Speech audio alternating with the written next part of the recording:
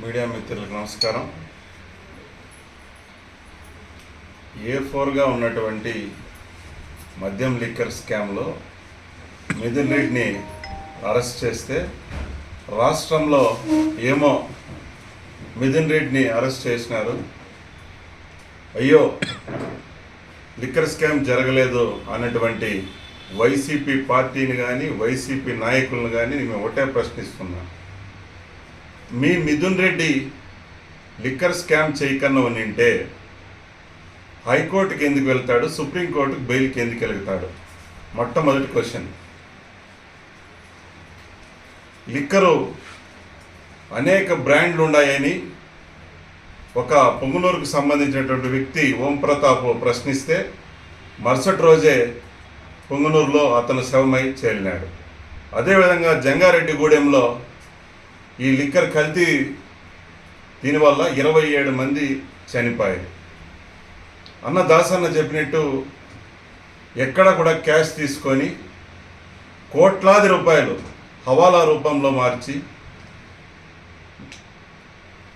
కోట్లు దోచేసి ఈరోజు మేము దొంగలు కాదంటే నమ్మే పరిస్థితిలో ప్రజానీకం లేదు.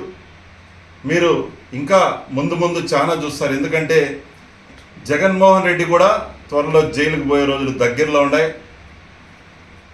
అదేవిధంగా పెద్దిరెడ్డి రామచంద్రారెడ్డి కావచ్చు, ద్వారకనాథ్ రెడ్డి గారు కూడా దగ్గరలోనే మదనపల్లి ఫైల్ కేసు దగ్ధంలోనే దగ్గరలో జైలుకు పోవాలా? మీరేమో రాయలసీమలో సామంతరాజులు అంటూ ఉన్నారు. మీరు చేసిన అవినీతి ఇంత అంత కాదు, మదనపల్లి ప్రజలకు కాదు రాష్ట్ర ప్రజలకు కూడా తెలుసు. ఈ మదనపల్లి నియోజకవర్గంలోనూ కాకుండా ఈ జిల్లాలో ఎక్కడెక్కడ మీరు భూ కబ్జాలు పాల్పన్నారో కూడా అందరికీ తెలుసు.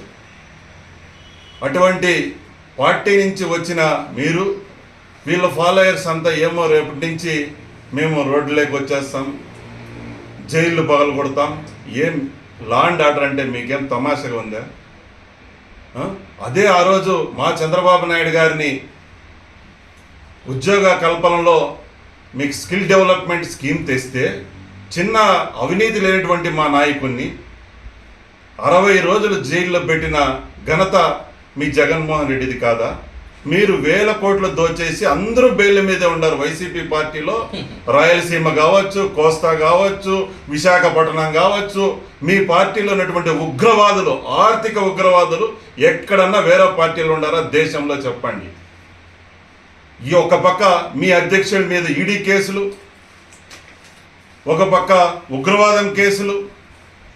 ఇటువంటి నాయకుడిని ముఖ్యమంత్రి చేసిన ఘనత కూడా బయట దేశాల్లో అంతా కూడా చూస్తూ ఉండాలి. ఎట్లా చేసినారు ఇతన్ని ముఖ్యమంత్రి అని. వైనాట్ 175 లాస్ట్కి ఎన్ని సీట్లు వచ్చా? 11 సీట్లు వచ్చా. ఈరోజు ఏమో అన్న చెప్పినట్టు రపరప, ఇదేమో సినిమా డైలాగ్లా. మేము తలుసుకుంటే మీరు రపరప కాదు నులుసు అయిపోతారని ఈ సందర్భంగా హెచ్చరిస్తూ ఉండా.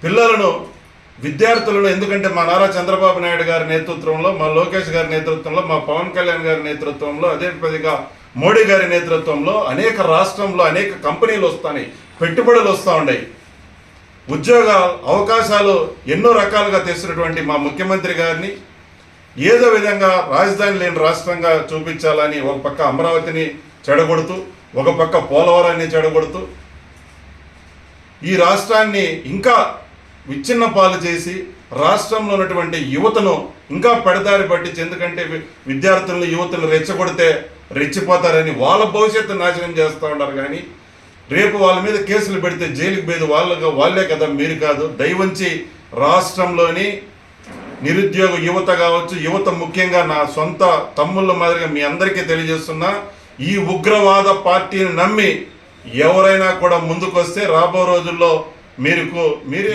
మిత్రులందరికీ కూడా నమస్కారం.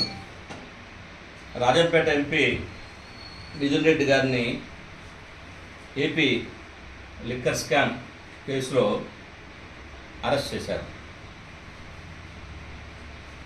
ఏ తప్పు చేయకుండా, ఏ నింద లేకుండా మా నాయకుడిని అన్యాయంగా అరెస్ట్ చేశారని ఈరోజు మదనపల్లికి చెందిన వైసీపీ నాయకులందరూ కూడా పత్రికా విలేకరుల సమావేశం పెట్టి వాళ్ళ బాధని, వాళ్ళ ఆక్రోశాన్ని, వాళ్ళ కడుపు మంటని వెళ్ళగక్కినారు. సహజం, ఆ పార్టీలో ఉన్నారు కాబట్టి వాళ్ళ నాయకుని అరెస్ట్ని ఖండిస్తూ, మా నాయకుడు చాలా అమాయకుడు, నోట్లో వేలు పెడితే కొరకడు, చాలా నీతివంతుడు, నిస్వార్థవంతుడు, ఆయనంత మంచి మనిషి ఈ భూమండలంలో లేరని సెలవిచ్చినారు. నేను ఒకటే అడుగుతా ఉన్నా, మీడియా మిత్రులను అడుగుతున్నాను, మదనపల్లి ప్రజానికాన్ని, ఆంధ్రప్రదేశ్ ప్రజానికాన్ని అడుగుతా ఉన్నా. ఈ టెక్నాలజీ పెరిగిన సమయంలో, డిజిటల్ కరెన్సీ అమల్లో ఉన్న కాలంలో, 2 అరటికాయలు కొనుక్కున్నా, ఒక జామ పండు కొనుక్కున్నా, 5 రూపాయలకు టీ తాగినా కూడా ఫోన్పే, గూగుల్ పే ఉన్నాయి. మొన్నటికి మొన్న నేను ఒక దేవస్థానానికి వెళ్ళి దర్శనం చేసుకుని బయట వస్తూ ఉంటే అడుగుతూనే ఒక ఆయన డబ్బులు అడిగినాను నన్ను. అయ్యా, నా దగ్గర చిల్లర లేదన్న. చిల్లర లేకపోతే పర్లేదప్ప, నా దగ్గర క్యూ కోడ్ ఉంది, దీన్ని గుట్టు అని చెప్పినాడు. గూగుల్ పే ద్వారా దీన్ని గుట్టు ఉన్నాడు. ఎవరు అడగతినేవాడు. మరి ఇటువంటి సమయంలో ఆంధ్రప్రదేశ్లో ఏ వైన్ షాప్కి పోయినా కూడా కరెన్సీని యాక్సెప్ట్ చేయకుండా, క్యూఆర్ కోడ్ను యాక్సెప్ట్ చేయకుండా, గూగుల్ పేను కార్డును యాక్సెప్ట్ చేయకుండా ఒట్టి డబ్బులు మాత్రమే తీసుకున్నారు. దీని మతలబ్ ఏది? పరమేశ. అంటే ఈ అక్రమ సొమ్మంతా కూడా రోజుకు 2 కోట్లకు తక్కువ లేకుండా అటు డిస్టర్బీస్ వాళ్ళ దగ్గర నుంచి కూడా సొమ్ములు తీసుకున్నారు. ఇటు షాపులో